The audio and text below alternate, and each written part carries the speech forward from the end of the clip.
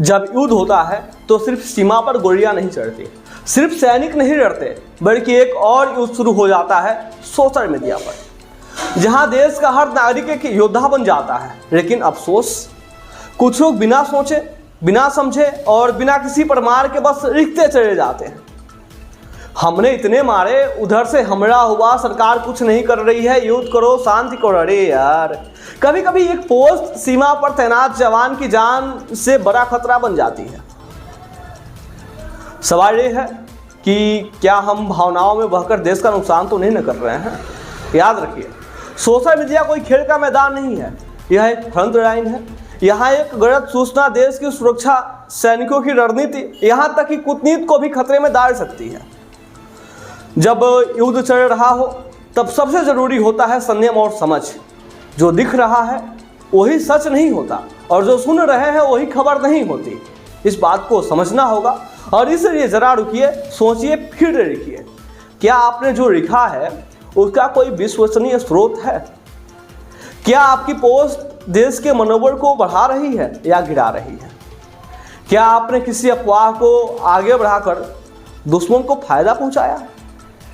समझिए, social media पर हर नागरिक पत्रकार है, पर जिम्मेदार पत्रकार बनना हमारी नैतिक जरूरत है। हमें नहीं पता होता कि हमारे पोस्ट का स्क्रीनशॉट कहां कहां जा रहा है, कौन उसका क्या इस्तेमाल कर रहा है, और खासकर युवाओं से जो सबसे ज़्यादा सक्रिय हैं ऑनलाइन। आपसे निवेदन है, पहले जानिए फिर मानिए और तभी कोई बात साझा कीजिए।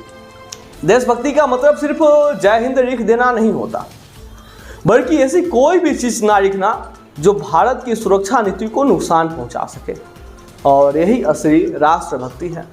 आपको गुस्सा आता है, बिल्कुल आए। आपको सवाल उठाने हैं, जरूर उठाइए, लेकिन तथ्यों के साथ और प्रमाणों के साथ, जिम्मेदारी के साथ।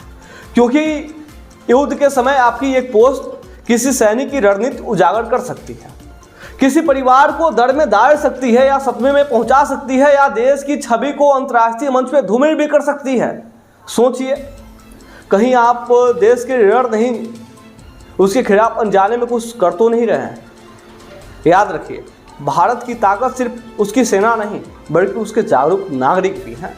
इसलिए अगली बार जब आप कुछ पोस्ट करने जाएं तो ये तीनों बातें जरूर सोचें कि क्या ये सच्चाई है, क्या इससे किसी को नुकसान तो नहीं होगा, और क्या ये देश की गरिमा को बढ़ा रहा है।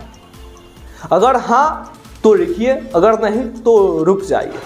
क्योंकि असली देशभक्ति वो नहीं जो सबसे ऊंची आवाज़ में बोलता है, बल्कि वो है जो सबसे जिम्मेदारी से लिखता है। युद्ध सिर्फ सीमा पर नहीं होता, युद्ध सोच पर भी लड़ा जाता है, और इस लड़ाई में आपका संयम ही आपकी देशभक्ति है। सोचिए, समझिए और फिर बोलिए। जय हिंद।